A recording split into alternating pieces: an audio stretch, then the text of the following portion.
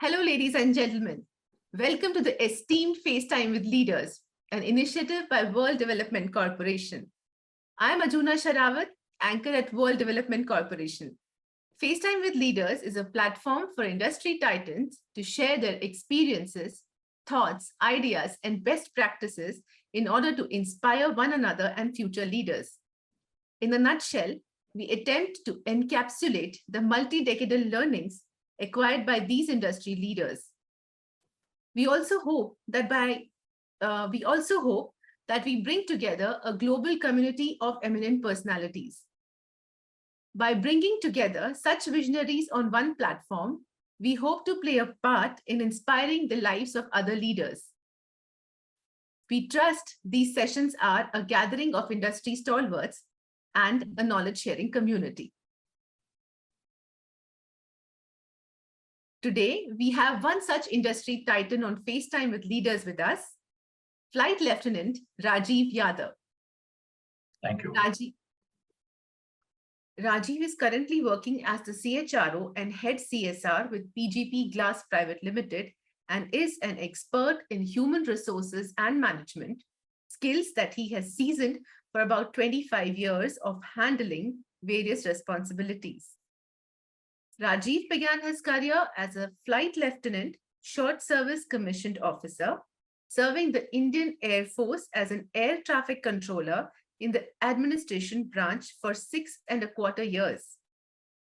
Rajeev joined the corporate world as a plant HR manager with Ispat Industries Ltd.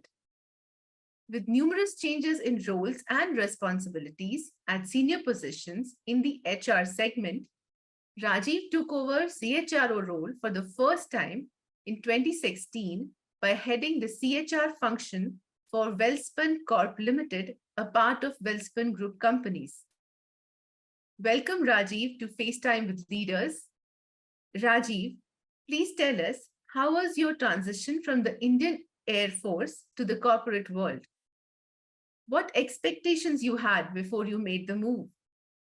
And did they come true? So Ajuna, when I joined, I took the assignment in Air Force. I joined in a direct entry. We call it direct entry officer. So I joined after completion of my MBA program. I worked for a very brief period with a company called Parle Biscuits, Haryana, as a part of management trainee there. So when I joined Air Force, I had some clarity about the corporate world, and so that made me, my thought process clear that what I want to do in my life. So that's a profession I choose with some bit of my choice, some bit of my parents' choice, and I was clear that I'll serve there for 6 years. I'll plan well for the outside world, and as the luck would have been, I got good posting where I could learn the both part of, I worked at Jaisalmer from 98 to 2001. I could see the Kargil operation from there. So it was a very, I would say, great memories of that time, in defense. If you can see the operations or nothing like it. But parallelly, I was preparing myself for the corporate world. I added few qualification. As I already did my MBA, I did fire engineering from Institute of Fire Engineers, New Delhi. I did my law from DAV Law College, Kanpur, which was my second posting. So by that time I joined corporate world, I had few qualifications with me, and my expectations were clear because it's a new beginning. You are getting into a very different organization, which has a very different way of working. So I was mentally prepared for that, and I planned my journey, and I think I've been lucky enough where I got all those opportunities which has helped me to reach at my current level which I aspire.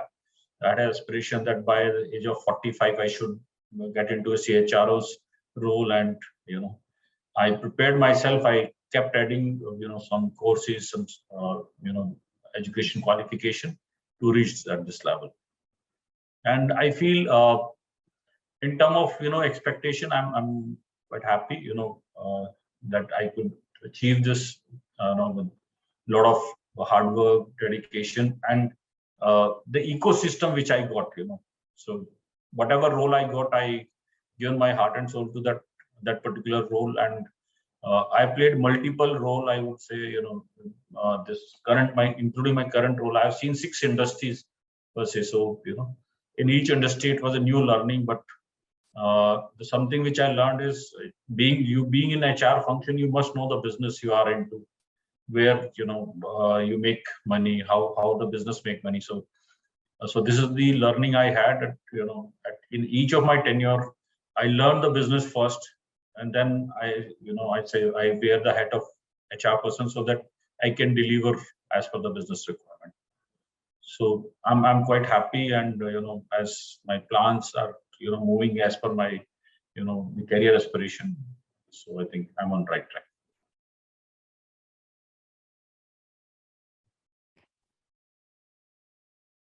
That's wonderful. Now, could you please tell us what were the common aspects between both these spheres? Besides, what were the biggest challenges that you faced during the transition period? See, any organization, be it a defense organization or a private organization, it works for a purpose, and both have a very different purpose, I would say. When we come to corporate world, it is more to do with the commercial aspect, and subsequently the other aspect, like serving the community or the people is another offshoot of this. Whereas in defense, its pure purpose is to safeguard your nation. So a very different level of commitment you find in people in defense, and the camaraderie which you feel, the team building which you learn there is something which is very unique about that organization. If you pick up anybody joining the defense force, they go from the civil stream, but within 1 year of time, the way they start reacting, behaving, you find a complete, I would say, a complete Fauji in them, who's completely committed to the nation. So that's what aspect of the defense service. Similarly, in the corporate world, each organization exists for making profit, sharing part of profit for the community, which is now becoming very popular, where the lot of organization has started talking of think beyond business, where they say profit as a byproduct of the various activity which you do for the mankind. So these are the, I would say, two similarity. The purpose is very clear for each organization. In terms of meeting expectation, definitely one has to tune with the organization. If you are flexible enough, you can accommodate in the changing environment. So one can excel in any kind of environment. Defense is a very different environment. Comparing the working culture of defense with the corporate may create problem in somebody's mind. So I was clear from day one. That's why I was clear, that I am leaving an organization where the follow-up, there's no place for follow-up, to a place where you need to keep a track.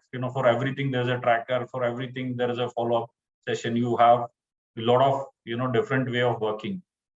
So I think since I was mentally tuned to adapt to the new environment, so I didn't face any problem adjusting with this environment. So no big challenges. No big challenges, so once I left my hometown, so I always kept my bag packed, and I think even working with Welspun in 10 years, I got 4 rotations. So it was as good as serving in defense. Every 2 years you're getting into new role, you're moving to new location. So I didn't find much difference. My elder son completed his 10+2 after changing 7 schools. So you can say my experience in the corporate was as good as defense. The number of posting I got in private, though I worked for only 2-3 organizations only. Okay. And like while you were in HR for all this time, did you face any challenge which you could? See, HR, I would say is a field which is very dynamic. You can't get every solution in a book. You deal with human being, and everybody has a different requirement. So the culture is different, and I served in most of my career in Gujarat, Maharashtra. These are the 2 places where I served, and so you have to understand what is the the regional culture, the regional language, what are the belief system of that particular, population which is constituting as your workforce. And if somebody can understand it well, you can relate, so there are various aspects of life. When you, so if you're dealing with the youngster, they are more worried about, because they're just getting into corporate, so they need more visibility on their career side. If we are dealing with a mid-age person, he or she will have a lot of family responsibility where they look for stability, more assurance, more job security. If you're dealing with the people who are on the at the verge of retirement, crossing 50s, so they will be more worried what they will do after 10 years. So if you can visualize, help them to be a part of their plan, so I think you can build a very good ecosystem. And in my entire career I worked with multicultural people. So I dealt with an international location in Saudi and US at one time, which is very different way of working. Saudi is so much governed by rules and regulation, where US has a very open culture of working. And at the same time I was handling operation in India also. So if you're flexible, you understand the local requirement of people of that particular geography, and you can align your business requirement, then I think and anybody, for me, this was the success mantra. I feel this can help to other also. That's enlightening. Rajeev, what were the biggest changes, or what are the biggest changes you have seen in terms of ESG during your career? See, I would say the first time I got introduced to this term was somewhere close to 2014, when Welspun, created a function called sustainability. And we had a team member, she joined from KPMG. She was part of the KPMG sustainability practice. And that time I was into a plant HR role. I was handling the textile plant, which is at, Asia's biggest plant at single location, and the integrated textile plant. More than 15,000 people work there.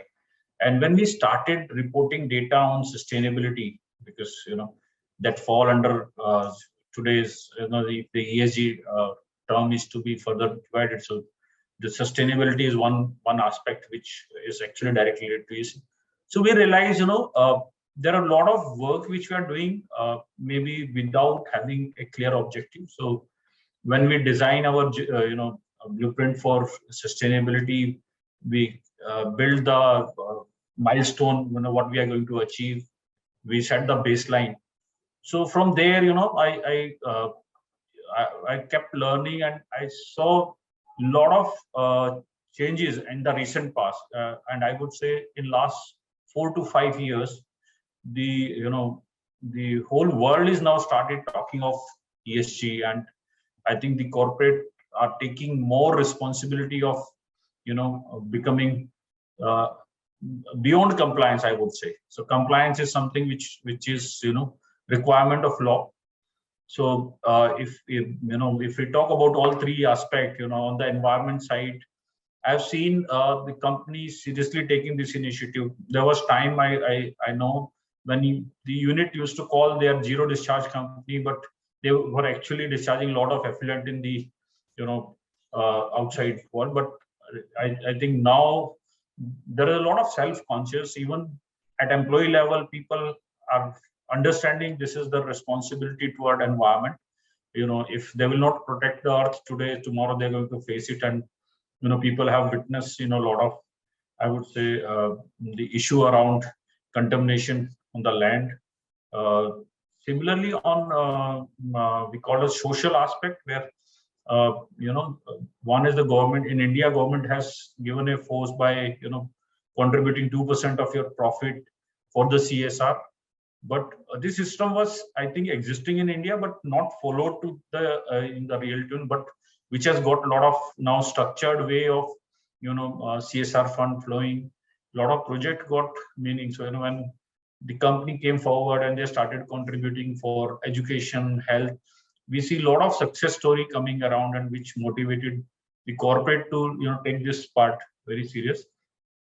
And in the social aspect, there is a very big factor which has come is like, India. If I talk about India, I think that various forum people said population is our strength, not weakness. We have more people means we have capability to becoming a manufacturing hub, and the Skill India initiative, which was launched few years back, is a very I would say welcoming step in this direction, which has skilled a lot of people and make them employable. So which has impacted socially all strata of people, particularly the marginalized population. I've worked in textile where we used to source people from Jharkhand, Odisha, very remote places where who has not seen a pakka house in their life. And when these people got skilled, they started working, they become the earning member of life. I think that's what the impact I could see as a part of social, which is coming to the community. And the governance, every day we are seeing all the compliance to the law is becoming, more and more stringent. There is a digital has actually enabled, monitoring of this law. Earlier it was all manual reports, so it was difficult for any governing body to monitor. But now most of the things have become digital, where somebody sitting maybe 1,000 kilometers can actually review the performance or the compliance to various laws. So I think ESG, in nutshell, we can say a complete shift in last 4 to 5 years, and this is for the betterment of humankind. Yes, I realize that. Thank you again for the insight, the valuable insight. Rajeev, as someone dealing with human needs and emotions so closely, how do you think social and corporate governance can shape the future of the corporate world? See, we are, as I said, world is looking at India as a big manufacturing hub. We have proven our skill on the IT and digital side. Today, if you see the best of the IT industries, their CEOs of the MDs are Indian. So that prove, we have made our presence felt across the globe in almost in all segments. If we can channelize our, I would say, the human resource policy very well at a national level, India has to really come out from a mindset of subsidizing thing. If we can actually, make the corporate vision very clear, bringing everybody on kind of, on your life, rather than, looking toward government for some subsidy or, some free thing. That is one aspect. If really, get into execution, will change the face of India, and that will impact, in terms of the per capita income will go up. We'll have a lot of good thing coming up. Like today, there are a lot of discussion around we don't have best of the education facilities, we don't have best of the health facility, because a substantial amount of our budget get exhausted in on subsidizing thing, which is never measured. You don't get an real term ROI on those things. So I think there is a need to have, I would say, the PPP concept, we call public-private partnership concept, really coming in all aspect of life, which will, for the betterment of people, to provide them employment, to give them, source of earning. But there's some law need to be changed also. That's what, my perspective on this aspect. Rajeev, now with your collective knowledge, experience, and understanding on human resources, what perspectives do you bring forth with your change in role as an ESG expert and non-executive director? See, when I say as a ESG expert, I think there's something which is a new space which is coming for HR professional. When SEBI is making it mandatory from 1st April 2023 for all the 100 top listed company to publish their BRSR report, and it has a very vast coverage on the human aspect. If we see, almost 48% of the section under this new governance, the new law which is coming, is touching the human aspect. So I think in the coming days, I think each board or each corporate need to give a lot of emphasis on these aspects. And the biggest word which is coming in this is human rights. India is a very evolving stage in terms of industrial environment. We have the large corporate and smaller organization and MSME existing together, where the small scale industry or MSME is still fighting to meet the compliance of existing law. And when we talk about compliance to the human rights, which is very, very big canvas. So I think as a ESG expert, I would say it has opened a very big venue, which will evolve over a period of time. But I'm sure next 4 to 5 years, it will get some maturity level where organization has to look very differently on the human aspect of the organization, be it inside the organization, be it outside the organization. So I think ESG and HR will travel together for a long distance. Wonderful. So now coming to taking feedback from you, we would love to have your feedback for Directors Institute on our initiative of making a community of independent directors for having a better corporate governance in country. See, I think I connected with Mr. Havel around 2 years back. When I heard first time, though I was on a director on one of the private limited company of Welspun.